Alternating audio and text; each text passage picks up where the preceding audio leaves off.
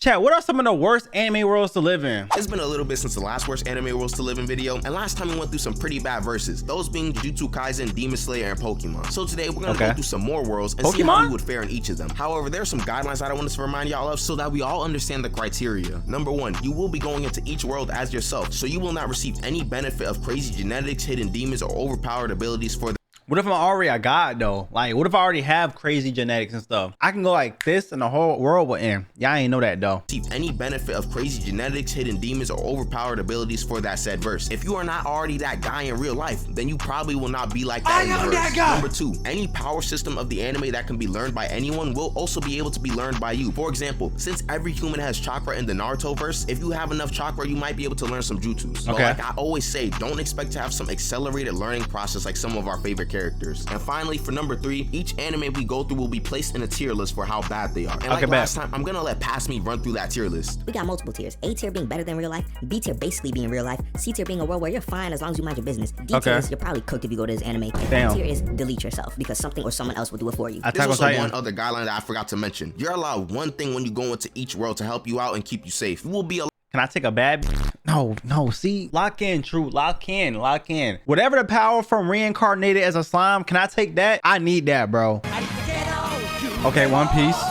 Haven't seen it. This segment might be a bit longer than usual because the One Piece world has a lot going on in it. There are numerous races, thousands of islands, different ways to get power, and multiple power dynamics going on at the same time. First off, we gotta establish that the One Piece world is massive. It's bigger than our own Earth. Although it's likely an exaggeration, it's implied that there may be millions of islands in the One Piece world, each one likely being different from the last. Meaning, if you spawn here, there's no telling what type of island you'll be on. We only know a very, very small percentage of islands because we're following the Straw Hats on their journey throughout the series. And from the islands we've seen now, there's usually been some type of conflict going on in each of them. It could be conflict stemming from the world government, as they have shown to be extremely corrupt and power hungry. Just look at what happened to Robin's home Ohara. These guys will stop at nothing to prevent information about the world to be common knowledge. And thanks to our good old friend. Wait, so like, it's kind of like Promised Neverland? It's like they're all trapped in like a bubble, kind of, on that island. It's like a bigger world, but not everybody on the island knows that there's a bigger world out there. Thanks to our good old friend Gold D. Roger, we have an age of pirates as well. And not that kind of pirate. Essentially, a bunch of people decided that they wanted to explore the seas and try to find the One Piece that Roger hid. And a large chunk of these pirates took the opportunity to just be even bigger criminals and start raiding islands and ships for everything that they got. So it is a common occurrence to see an island get raided by a crew of pirates for all of its resources. They also might just try to take control of the island as well as exploit the population. Even the Marines, who are supposed to prevent conflict on islands, are liable to being corrupt. Shoot, they might even help oppress the islands as well because of some underhanded money. If we assume that most of the islands, outside of the ones we know, follow a similar pattern, then you'll have to deal with either pirates raiding the island you spawn in, or the rampant corruption caused by the Marines and or world government. These inherent qualities automatically make living in the One Piece world a bit harder than we have in some parts of the world that we already have. Now we have another thing to think about. What type of life would you live in the One Piece world? I'd like to think that there are 3 main routes that you can go down if you happen to spawn into the One Piece world. The first being the most simple one, which is just being an ordinary civilian. If we assume you spawn on a semi-normal island, you'll go about your life as usual, with the impending worry of pirates running all your village's pockets. In case you're feeling quite bold and want to fight back against them, just know that these guys will likely be armed and willing to murk you. I know I joke around with East Blue pirates being fodder, but Captain Kuro is beating the brakes off of 90% of people. Also, as I mentioned previously, it's possible that a very strong pirate will take control of the island and exploit you and your neighbors, so good luck with that. Again, as I mentioned, that's kind of like real life though, but not really, because our government protect us. But like back in the day, you know, in the wild west, when you had cowboys, they'll come to your little whatever, your little hut, your little village, your little town. Give me all your loot there, boy. As I mentioned previously, the world government and Marines are probably not as much on your side as you may think. Bro, the world government doesn't even recognize some islands because of a lack of ties to them. A kind whose biggest glazer greenbow was yapping about the celestial dragons being gods and how the citizens of Wano are not even really people. So clearly, human rights really aren't much of a thing in the One Piece world. The second route you can take is becoming a pirate, which is probably the worst out of the 3 in my opinion. First off, you're a criminal, and you'll basically have GTA stars on you depending on your bounty, if you even get one. Just know that the Marines will be ready to arrest you if they catch you. Being a pirate is also extremely difficult to do. You need some type of skill like navigation or healing or swordsmanship, because traveling in the One Piece world is not for the weak. Are the Marines supposed to be like the good guys and the pirates are the bad guys? The Marine force is supposed to like keep everybody safe, kind of like the police, but Sometimes they're crooked cops. Because traveling in the One Piece world is not for the weak. Don't even think about starting a crew yourself and becoming a captain. The best option for you will definitely be getting backpacked by a captain who's already strong or has great qualities. Speaking of being strong, getting as strong as possible would probably help a lot in this world, but you, the viewer, and I are just regular humans. It's gonna take a minute to gain some sort of relevant strength naturally through training. The easiest way to get a power up would be to eat a devil fruit, but as you may already know, devil fruits are extremely rare and extremely expensive. You rarely see fruits in your lifetime, so you need immaculate luck to even find one. Then you gotta hope it's a good fruit to even be worth it. I'm sorry, but you're not getting much use out of the jacket fruit. Since you're losing your ability to swim, you need something good. And please, like I said, don't expect to have any progress similar to Luffy. There's a reason why we're following Luffy and the Straw Hats. Their progress is astounding. The Straw Hats have only been physically together for months, not even a year yet. Most Yonko months and this fucking 1,000 episodes, bro. Y'all cannot tell me that One Piece is the best anime ever. It's only been months and there's a fucking 1,000 episodes. Most Yonko crews are around for multiple years on end. The third and final route I'm considering is becoming a Marine, which is pretty mid. You'll probably just become a highlight reel for a pirate or a Kainu. Marine 4 just had a bunch of fodder Marines getting bodied, so that'd probably end up being you. Your only bet in the Marines is to try and rise in the ranks as fast as possible. But even then, the world government will just punk you no matter how high you rank. Kind of like a certain someone. And I've left a lot of stuff out. Like you may have noticed, I haven't mentioned anything about the revolutionaries or more importantly, the New World. That's because that place is so unrealistic to surviving as a pirate without hockey. You need hockey like you need water in the New World. And that's gonna take a long while for you to train up. If you got no hockey and no crew and no master, you'll be running around the New World like you're Usopp. There's also transportation in the One Piece world, which I forgot to mention, which is also far too dangerous to attempt alone. Random sea kings, varying weather conditions, and the lack of direction will immediately end your journey. I think I want to put One Piece between the C and D tier. I don't think it's near anime versus like Demon Slayer, but the One Piece world is not easy to live in. It's not too hard to get bodied if you mess with the wrong people or if you're in the wrong place at the wrong time. Your best bet is to be a civilian and try your best to stay away from all the pirates and stuff. But then again, sometimes the danger just comes to you anyways. If you're new to the channel and you're enjoying the video so far, you might as well subscribe. Anyways, back to the video.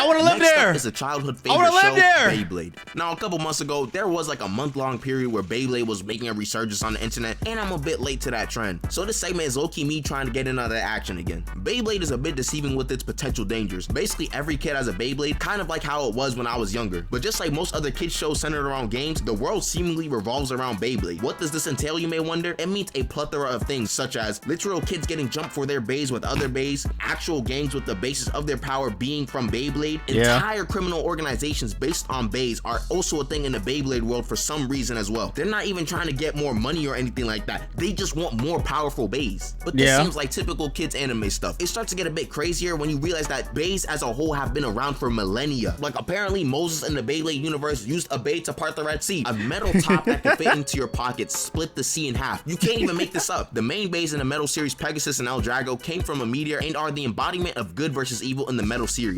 Speaking of good versus evil, some bays just straight up corrupt you because of their sheer power. You get the wrong bay and you might end up tweaking out. Then there's also the dark power, which isn't really explained that much in the series that well, but here's the best demonstration of its capabilities. I think it's like the curse mark.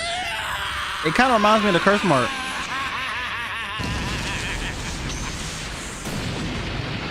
Yeah, so if you or someone near you happens to harbor the dark power and lose control, you have the ability to nuke a stadium. So be careful of that. Bays are also uncomfortably strong. Some of them can just knock back entire meteors going towards the earth, which I don't even need to explain how outrageous that is. Also, sometimes there's just a bunch of explosions in the middle of the cities because 12-year-olds are playing with metal tops. I'm not even going to mention all the insanity that was going on in the original series. Jinga's Bay is also casually faster than light by like 1,000,000 times as well, making Storm Pegasus a planet buster. Jinga could probably throw into a bunch of verses, say let it rip, and walk down half of our favorite characters. The more you said Jinga could be Luffy? I'm gonna stop. You saying that Jinga could beat a lot of characters? Like who though? Put a name on it. Who can Jinga beat in the anime verse, bro? Put a name on it. I want to see some controversy. I'm about to tweet it. Could probably throw into a bunch of verses, say let it rip, and walk down half of our favorite characters. The more that I'm talking about it, the more that I realize that the Beyblade verse is actually type dangerous if you're younger and decide to become a blader. If you happen to get a strong bae, you really just have a walking nuke with you. If you don't get any bae that's OD strong, just don't even try to battle. It's not even worth it. Ryuga was like 15 sending people to the hospital in the battle. Like, this is not safe for kids. This is not Blader's spirit that he's launching out. This is a hollow purple he's hurling at this poor girl. If you have a younger sibling in the Beyblade world, you really need to watch out for them. They might just get bodied over spinning some tops after school. As for its placement, I'm thinking about putting Beyblade between the C and B tier. You can easily get bodied if you happen to run into someone like Metal Fusion Ryuga, but if you don't do any bae battles, you should be fine. Just leave town once a year or so, because there will be some massive tournament where kids who should be in school are tweaking out during a Metal Tops battle.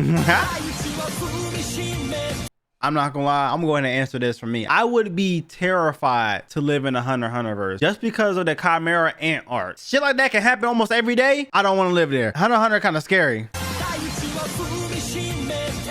The last world we'll be diving into is the Hunter x Hunter world. So far throughout the series, a lot of the places that we see are basically like the normal world. There isn't some primary evil race of beings trying to eat you at night. Well, most of the time there isn't. The only things that are risky for the average human are political corruption, superpowered gang violence, and assassins. So honestly, it's not even that different from our own world, barring the superhuman abilities that some people have. As the name of the series suggests, you can become a hunter by completing an exam and getting your license. It's not the easiest exam, especially when you have people like this guy around, but if you're able to complete it, you now have the ability to do really anything you want. Hunters are typically out to explore the world, find treasure, hunt monsters, etc. But these things are all extremely dangerous to do in the Hunter x Hunter world. You can get snuck by anyone. If you feel bloodlust, just run away for your life. Chances are you will be getting murdered. I forgot about him. It's also possible that you will find out about things that you do not want to know about this world. Now, I did forget to mention one tiny little thing about the series. There is a power system called Nen in the Hunter x Hunter verse that plays a pivotal role in most characters' strength. Nen is essentially an energy that people can harness to create a multitude of abilities, ranging from bungee gum, flaming punches, teleportation, chain manipulation, etc. Nen is fairly complex, so it would require a way longer time to explain than I can probably do in this video. A majority of the world doesn't know about Nen. However, you'll know about it going into the verse if you were to hypothetically be teleported here. Therefore, you'll be able to create your own unique ability. Just know that you will likely need a master for learning Nen, as most characters that we see in the series have needed one. And you will definitely need Nen if you want to be protected. A lot of the gangs and top hunters have Nen abilities. The most notorious gang I briefly alluded to earlier is the Phantom Troop, which is a group full of a bunch of Nen users and can cause rampant chaos if they want to. Whatever they want, they can basically take without someone really stopping them. Prime example being when they murked the entire Kurta clan for their eyes and no one could stop them. Also, there's assassins in the Hunter x Hunter world, so that's pretty cool. Now it's time to talk about the biggest dangers if you get placed in the series. The Dark Continent. In a nutshell, anything from this place is capable of murking you and every other human in the known world. All these calamities and threats to the human civilization kinda just chill here. The Chimera ants were from the Dark Continent and caused so much chaos in the verse. The ants were casually able to produce the multiple Nen users on par with or stronger than Netero, the strongest Nen user. And these guys were a class B threat. Something like a class A threat is even more dangerous than the Chimera ants somehow. If you're wondering what a class A threat would be, we've potentially already seen one. Meet Alika Zoldyck / Nanika, who is theorized to possibly be from the Dark Continent. When I seen this character, I had nightmares for 3 days straight, bro. I'm not gonna lie. Whatever the hell that little girl had going on scared the hell out of me, bro. Zoldyck / Nanika, who is theorized to possibly be from the Dark Continent. Essentially, Alika will give you 3 commands. If you do them all, Nanika will give you a wish. If you don't do 4 of the commands, see, I will be terrified. It's not just you getting murked, but also your loved ones. Nanika will keep taking more of your loved ones until she's satisfied when you get murked. And Ala could be asking for some crazy things. She asks his butler for her whole liver, then proceeds to ask her for her intestines and brain. You are already cooked from the moment she asks you this first question. The craziness of these commands only happen due to the scale of the wish that she has to grant. So basically, if some idiot wishes for immortality or something, and you get close to Alika, you're done for. And apparently, there's a whole species of these beings on the Dark Continent. But you know, if we ignore all of that, the Hunter x Hunter verse is pretty chill to live in as long as you mind your own business. That's why we're gonna give Hunter x Hunter a C/B tier, because you can basically go around your life as normal. Just don't try to become a hunter and don't go exploring the Dark Continent or anything like that, and you should be fine. So that's another 3 worlds down, and I think the placements are relatively accurate. But I don't. You did alright. What y'all think, man? What is the worst anime world to live in besides Attack on Titan?